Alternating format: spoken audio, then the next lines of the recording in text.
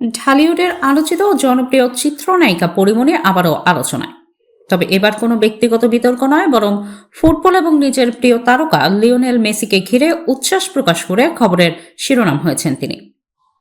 রূপালী পর্দার ব্যস্ততার পাশাপাশি সামাজিক যোগাযোগ মাধ্যমেও বেশ সরব এই অভিনেত্রী।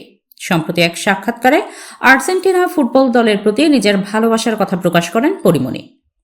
প্রিয় দল নিয়ে কথা বলতে গিয়ে তিনি বলেন, আমি আর্জেন্টিনা, আমি আজীবনের আর্জেন্টিনা, আই লাভ মেসি।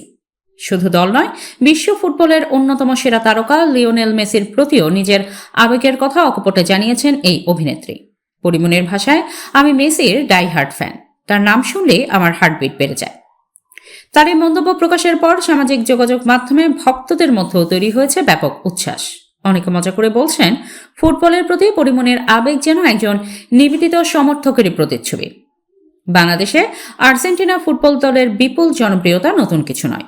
বিশেষ করে মেসিকে ঘিরে কোটি ভক্তের আবেগের সঙ্গে এবার যুক্ত হল ঢালিউড তারকা পরীমনির নামও।